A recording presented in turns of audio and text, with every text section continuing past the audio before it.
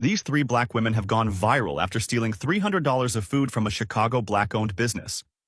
Now, as you can see, as the ringleader of this group gets up, these two other women will follow shortly behind her, leaving the blue-haired woman to be the last one to leave the booth.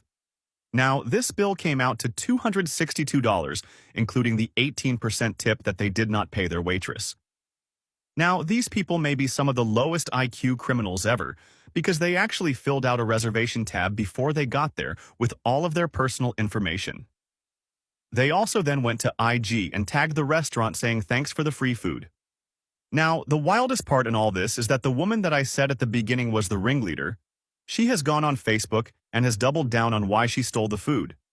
She said, "If you take too long with my bill, when it's time to leave the restaurant, I'm leaving your place of business.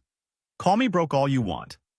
I'm not waiting longer than 10 minutes for my bill." I just need to know, who was the first person to dine and dash, like in history? Because you had the audacity to sit your funky ass up here and pass that shit down to generation. And now we here to this day and people are still dining and dashing. It's like, come on now. If you can't pay, just stay your ass at home. We don't need you coming out and bringing out your negativity, not paying bill and having ass, you know what I'm saying? Like, always want to go somewhere and eat, but don't want to pay for shit. Like, nah, done with that shit. Not only you guys dine and dash, ask for separate bills, you guys gonna post it. And not only that, give their name and their phone number. It's like, you guys are dumb criminals right now. Dumb criminals. I bet you, if these women would have got caught, they probably would have pulled out some money and said, "Oh, I would have paid for this. I would have paid for it." Well, good. We'll pay for the goddamn meal and get the fuck out then. Because I've seen that plenty of times when people just pull out money like, "I got money." Well, if you got money, why are you doing this? Please tell me. Like, bro, that shit be pissing me off. I swear to you. And I've seen people dine and dash in front of me before. All right, guys. So we got a Juneteenth story here, right? Every year we got a Juneteenth story. A vast majority of the stories that I'm covering on Juneteenth are not good stories, right? Not good stories. We're going to see, luckily this year, Juneteenth did not end up on a weekend, right? But who knows, okay? There'll probably be some Juneteenth parties, but, you know, hopefully people have learned not to go out on Juneteenth. The weekend of Juneteenth, yeah, you probably should stay in the house, right? Probably should not go out. Probably not a good idea. But anyways, we got a Juneteenth story here out of Chicago involving a business owner who is devastated, right? This is a black business owner. He's devastated because you had three hoodlums, right? People that look like him that decided to steal from his restaurant by dining and dashing after enjoying a $200 meal. Now, this is a similar story to a story that I covered probably a couple months ago where you had three hood rats, right? Three black queens, right? That decided to dine and dash at a black restaurant, okay? They ran up the bill, $200+. Similar story as this one. And again, the reason why I'm covering this story is because this trend is out of control, right? This is happening a lot, okay? And specifically, again, you're talking about this happening to so-called black businesses that, you know, the woke revolutionaries, they claim that they care about so much, right? You care about black business, and, you know, the white man is the problem, and that's the reason why, you know, black businesses don't thrive or black folks can't get ahead. But yet you have stories like this where black people are stealing from each other, right? That's essentially what is happening here, okay? So again, I want to talk about this story because stories like this are getting far too common. That story that I covered a couple months ago was in Chicago. It just so happens that this story is also in Chicago. So in Chicago, it seems like they have a dining and dashing problem. So without further ado, let's go ahead and get into it. With this summer-like weather, this is an important time for local restaurateurs to make income from outdoor dining. When some would-be patrons left without paying their bill, some local business owners took to social media. The outdoor patio is all set for the season at Phlavz in University Village. But yesterday evening, surveillance cameras caught three people leaving without paying a $200 bill for a shrimp and lobster dinner, according to the owners. Wow. Wow. Look at these hoodlums. Look at them. Smiling, right? She's smiling. They running away. So they ate all that food and didn't pay. A $200 meal, shrimp and lobster, shrimps and lobsters, right? That's what they were eating. And they decided that they would rob this business by getting up and leaving. And see, again, this is why you have so-called black businesses struggling, right? This is part of the reason why. Because of stuff like this. It be your own people. But yet, you know, again, they'll turn around and blame the white man. Oh, it's the white man's fault. Oh, we need more money, right? We need more investment. We're lacking investment. We're lacking capital. That's essentially the argument that woke Mayor Brandon Johnson makes, right? The mayor of Chicago, okay, when he announced his Juneteenth reparations, okay, a few $1 million, even though he gave hundreds of millions to the illegals, right? And the blacks, okay, they get a few million, and he thinks that you're supposed to give him a pat on his back. But again, he claims that, well, they need to be making more investments in the black businesses. That's what they should be doing. Reverend Jackson, Jesse Jackson, and Al Sharpton wrote a letter to Donald Trump asking him to drop the DOJ investigation into your racist hiring practices. Yet yesterday, you announced a reparations fund saying investing in black is not a criminal act. Do you think that these continued race-based actions on behalf of your administration are going to improve the case or hurt the case with not only the DOJ, but Chicagoans who have lost a lot of faith in you due to these racist hiring practices? And please give a real answer, not just a yes or no answer.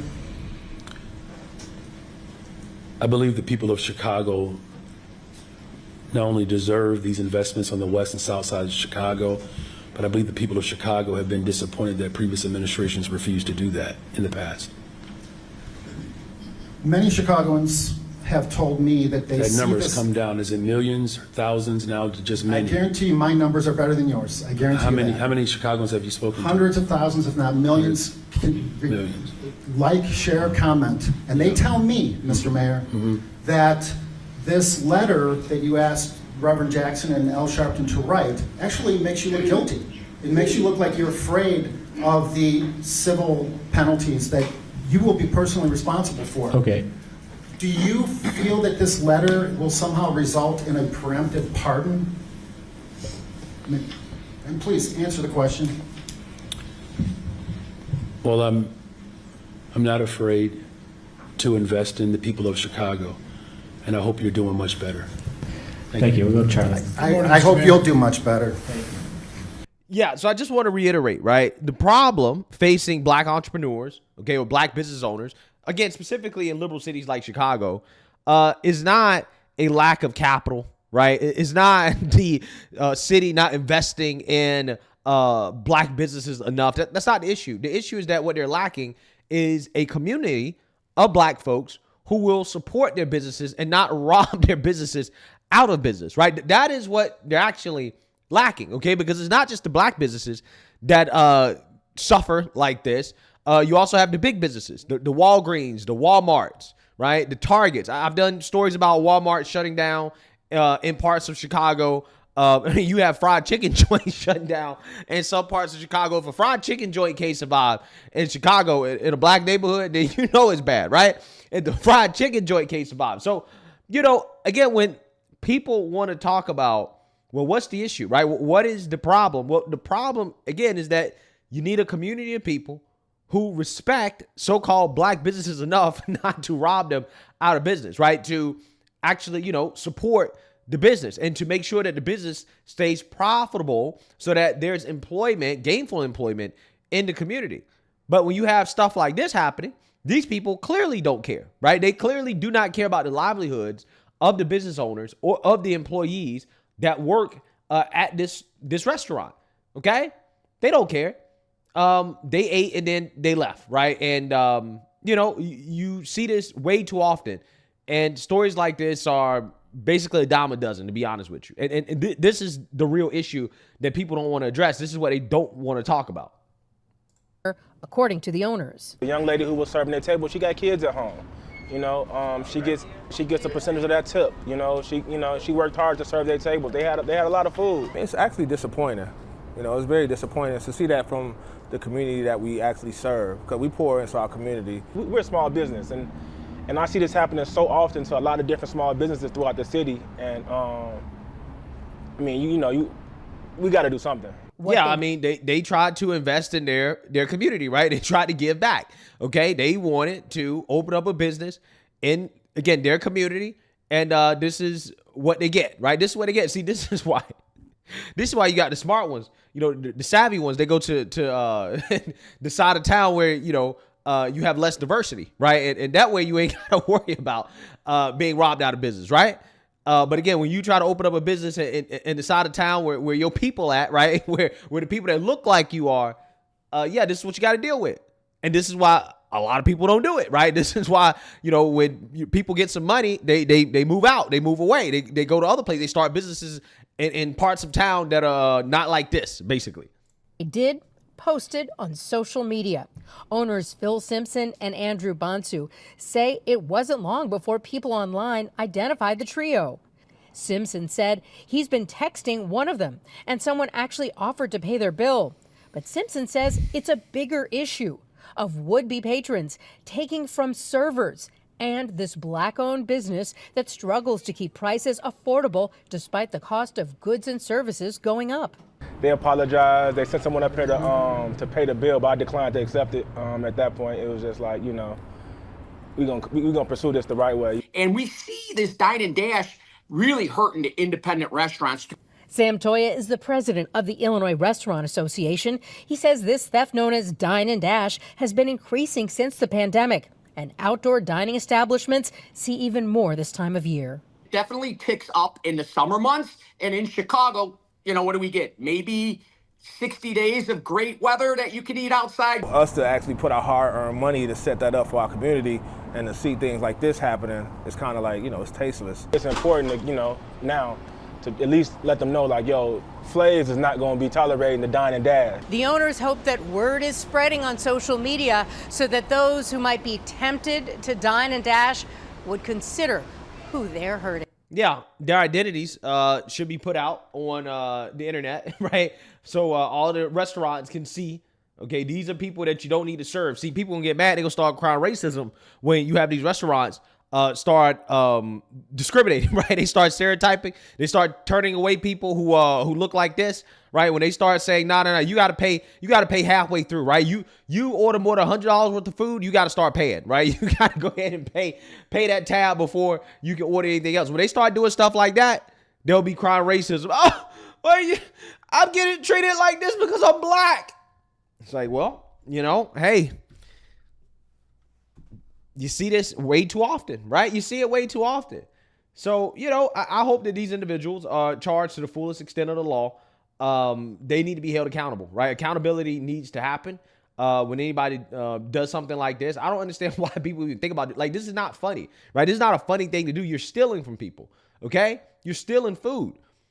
It's not okay. And what's so frustrating to me as a black conservative, right, is that people like me, I get called all types of sellouts and racial slurs and this and that. Like, I'm against my own people type of stuff, right? This is what he said.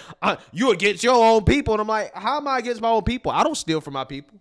I don't rob black people. I don't kill black folks. I don't commit crimes against black people, right? But I do call out the degeneracy, right? I mean, I'm just saying, what's wrong with that? How are you selling out your own people when you're saying that, hey, this is bad? Like, stuff like this is what gets in the way of black people getting that so-called generational wealth. You know what black folks talk about so much? I want generational wealth. Well, this is what's getting in the way, right? This is what's stopping that generational wealth from happening. Not systemic racism, not the white man, not the lack of reparations, right? Not any of that stuff that the so-called pro-blacks always talk about, right? They waste time talking about, okay? Because it's a waste of time, to be honest with you. Stuff like this is what's actually getting in the way, but they don't call that out, right? They don't ever have anything to say about these people. These people are never called sellouts, racial slurs. They never say, oh, you hate your own people, right? You hate your skin color. If they directed that same type of energy towards every black criminal, right? If every black criminal was told, you hate your skin color, you hate your people, you're selling out, right? Or whatever, right? You know all the stuff they say about black conservatives. If they gave that same type of energy towards the criminals, we wouldn't have a problem. a lot of these so-called black businesses would thrive, right? They would thrive, okay? But instead, they rather sit around and blame the white man. And they rather have these conversations about stuff that's never going to happen, right? Begging the white man to get them a handout, right, to save them. And then they turn around and pretend like they so pro-black, right? Like they're actually doing things or saying things that are going to have a positive impact when they're really just avoiding talking about the real problem, the real issues, which is why nothing ever changes, right? Nothing ever changes. So I'm just saying, it's just funny to me how there's a lack of energy directed towards these individuals from the so-called pro-blacks that they direct at black conservatives, just because black conservatives have a different political opinion, but they have nothing to say about the actual sellouts of the black community, which are these people right here, right? These individuals, they're selling out black folks, because I would never think about doing anything like this to any business, really, regardless of a black business, white business, I don't care what type of, I would never think about doing something like this. So, hey, let me know what you guys think. Make sure you like, comment, and subscribe. Most importantly, share a black conservative perspective. Peace.